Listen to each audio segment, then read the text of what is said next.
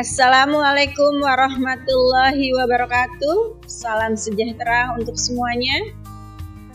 Perkenalkan, nama saya Mutmainah dari SMK Negeri 10 Jakarta. Sebagai peserta upskilling dan reskilling berstandar industri bagi guru SMK di gelombang 1 yang diselenggarakan oleh Balai Besar Pengembang Penjamin Mutu Pendidikan Vokasi Bisnis dan Pariwisata. Baik, saya akan mendemonstrasikan pengelolaan kas kecil bentuk impres. Bentuk impres yaitu bentuk pengelolaan kas kecil di mana kas kecil dilakukan secara dananya tetap. Dan pimpinan meminta untuk dibuatkan jurnal non-kas karena pimpinan mendapatkan hadiah laptop dari kolega dan pelanggan. Dan di video terakhir, saya akan mendemonstrasikan bagaimana cara untuk laporan pajak. Silakan disimak. Terima kasih.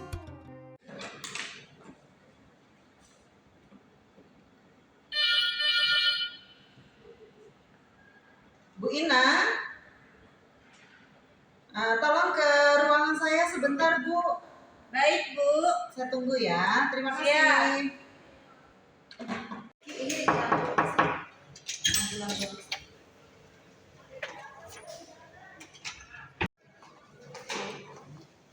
Siang, Ibu. Ada yang bisa dibantu? Ya, siang Bu Ina. Duduk dulu Bu Ina. Ya, baik, Ibu. Terima kasih. Ya, Bu Ina. Ini kan bulan Maret, Bu Ina kayaknya saya lihat belum buat laporan keuangan untuk per 31 Maret. Saya tunggu 2 hari ya. Secepatnya buat, kalau bisa seperti biasa kita menggunakan dana impres ya Bu Ina ya. Untuk yang laporan sederhana aja Bu Ina. Terus tolong, oh iya kemarin kita mendapat door prize, nanti langsung diinventariskan sekalian ya. Baik, Bu. Untuk laporan biasa saya membuat impres. Untuk yang hadiah ini kita berapa unit? Oh, dapat 2 unit komputer ya. 2 unit komputer lengkap semua. Lengkap. Satu nanti mungkin kalau di ruangan Bu Ina sudah mulai kurang bagus diganti aja untuk ruangan Bu Ina untuk bagian keuangan ya. Tapi diinventariskan. Ya. Baik, berarti saya buat jurnalnya ya. Kita tunggu ya. Jadi termasuknya adalah non-kas ya. Iya, betul, non-kas ya. Maaf, Ibu, ada lagi? Udah. Saya tunggu secepatnya ya karena mau buat laporan pajak. Iya, baik. Oke. Saya kerjakan ya, Bu ya. Ya, makasih ya Bu Ina. Saya tunggu ya. Baik, tahap selanjutnya setelah kita diinstruksi oleh pimpinan untuk melakukan pengelolaan kas kecil dana impres, tentunya dari kwitansi-kwitansi ini akan saya input di Excel. Ya, baik. Pekerjaan selanjutnya yaitu melakukan pengelolaan kas kecil. Nah, instruksi pimpinan adalah kita membuat laporan kas kecil secara bentuk impres. Yang dimaksud dengan impres adalah pencatatan laporan kas kecil dengan menggunakan dana kas secara tetap setiap bulannya. Nah, ini sudah saya buatkan formatnya. Setelah kita membuat format, tentunya dari kwitansi-kwitansi yang sudah kita kumpulkan, ini kita input satu persatu ke dalam laporan impres. Untuk laporan impres itu terdiri dari kolom tanggal, nomor bukti, keterangan, penerimaan, pengeluaran, dan pos-pos pengeluaran. Pos-pos pengeluaran yang terdiri dari konsumsi, ATK, transportasi, dan lain-lain. Untuk dalam pos lain-lain, apabila terjadinya suatu pembelian atau pengeluaran uang tidak masuk dalam pos konsumsi ataupun ATK dan transportasi, maka kita catat di lain-lain. Nah, ini kebetulan saya sudah menginput beberapa data transaksi. Contohnya di sini yaitu pada saat tanggal 2 kita melakukan pembayaran iklan, maka dilakukan pencatatannya di pengeluaran sebesar Rp850.000. Nah, lalu dimasukkan ke dalam pos lain-lain sebesar Rp850.000. Untuk tanggal 3 itu adanya pembayaran listrik. Nah, maka kita masukkan kepada pengeluaran sebesar 1 juta karena pembayaran listrik pun tidak ada di dalam pos konsumsi atau ATK dan transportasi, maka masuk kepada lain-lain. Selanjutnya di tanggal 4 itu ada membayar nasi paket lengkap sebanyak 10 box. Nah, ini satu boxnya seharga 40.000. Nah, maka kita kalikan pada saat di pengeluaran. Kita kalikan. Nah, maka totalnya adalah Rp400.000. Nah, tentunya kita masukkan ke dalam pos konsumsi. Di pos konsumsi. Nah, selanjutnya yaitu ada di tanggal 11 adanya pembelian materai sebanyak 20 buah. Tentunya satu buahnya itu sebesar Rp10.000. Maka kita totalkan 200.000 dan ini masuk kepada pos lain-lain. Setelah kita sudah menginput dari data kwitansi yang sudah kita kumpulkan, lalu kita totalkan tentunya dengan menggunakan rumus SUM, penjumlahan secara total. Nah, ini akan terlihat sebanyaknya pengeluaran di bulan Maret, totalnya tetap sama seperti pada saat pengeluaran di bulan Februari, yaitu totalnya Rp9.250.000. Dan adanya saldo kas kecil sebesar Rp750.000. Nah, ini total dari kas kecil tetap yaitu adalah dana kas tetap sebesar 10 juta. Nah, maka untuk pengajuan impres di bulan April, awal April, itu sebesar Rp9.250.000. Nah, setelah kita sudah menginput laporan dana impres, maka tahap selanjutnya yaitu kita memproduksi dokumen yang sudah kita input ini, yaitu dengan mengklik file, dan klik print. Nah, ini kita atur, kita setting agar sesuai. Setelah itu kita sesuaikan jenis dari printernya.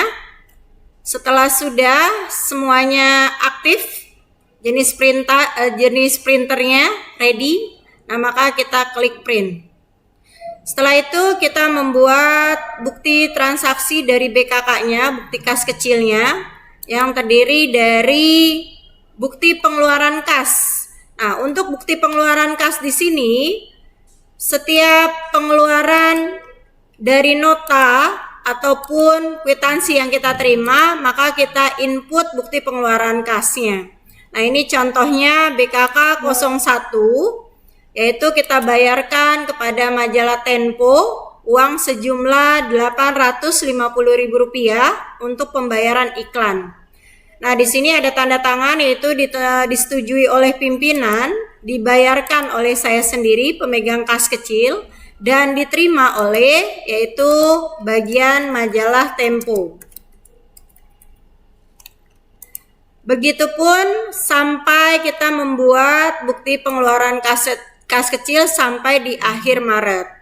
Setelah selesai, maka kita produksi dokumen ini dengan cara tadi sama, yaitu kita print. Dan setelah itu nanti dokumen tersebut kita simpan dengan menggunakan sistem tanggal, yaitu mengurutkan tanggal yang lebih muda berada di bawah, tanggal tua berada di atas, atau yang disebut dengan tanggal update. Selanjutnya, kita membuat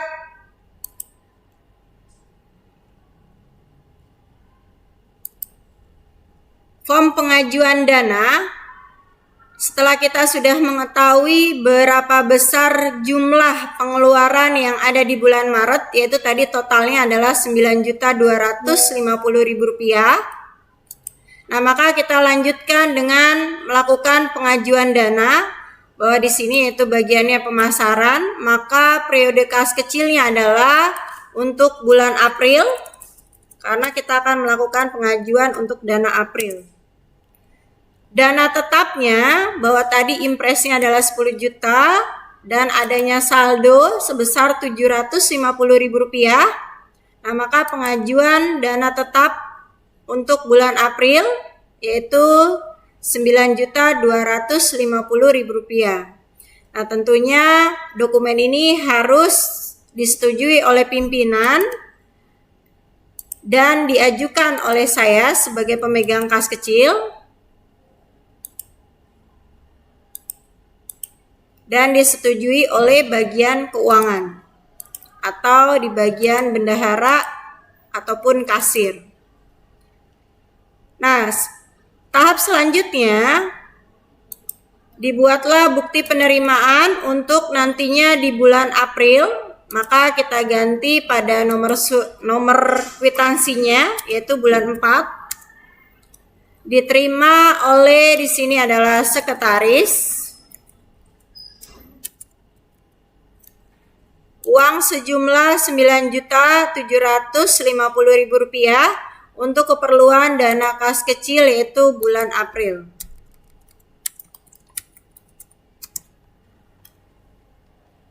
Ini nominalnya Rp9.250.000, disetujui oleh pimpinan, dibayarkan oleh pihak bendahara, dan diajukan oleh saya sendiri sebagai pemegang arsip atau penerima. Diterima oleh.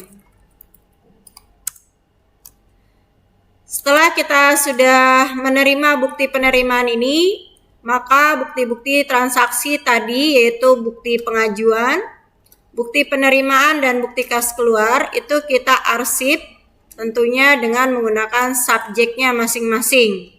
Yaitu bukti pengeluaran, maka kita simpan semua pengeluaran kas kecil yang tadi saya jelaskan yaitu dengan menggunakan sistem tanggal. Untuk penerimaan kas, maka kita tandakan di guide-nya dengan menggunakan tadi yaitu subjek, yaitu bukti penerimaan kas. Lalu lanjut dengan adanya bukti pengajuan dana. Demikian penjelasan saya untuk laporan kas kecil secara impres.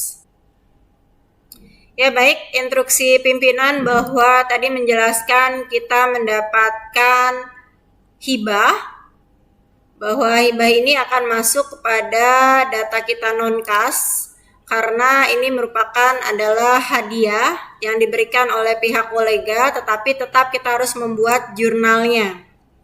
Nah, ini penerimaan kita yaitu tanggal 25 Maret, bahwa kita mendapatkan hibah 2 unit laptop. Satu laptop ini mempunyai nominal Rp6 juta. Nah, maka kita masukkan di akun debit yaitu sebagai aset.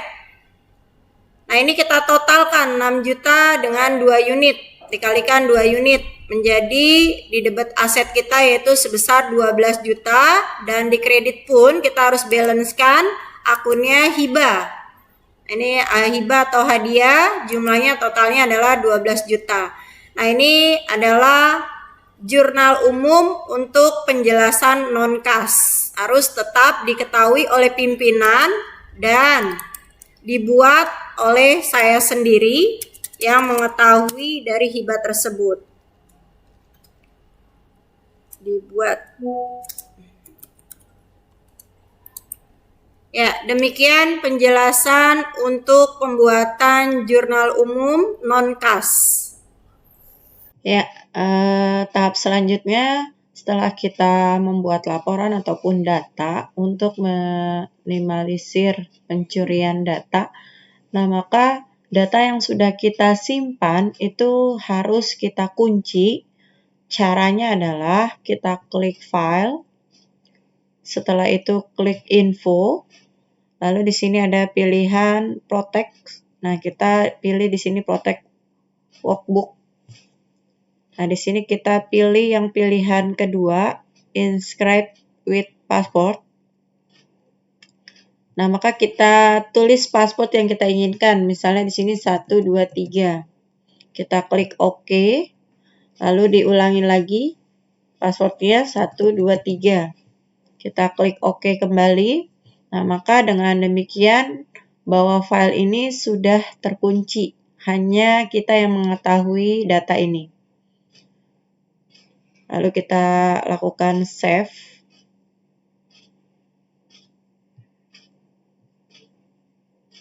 Nah, ini bisa kita coba.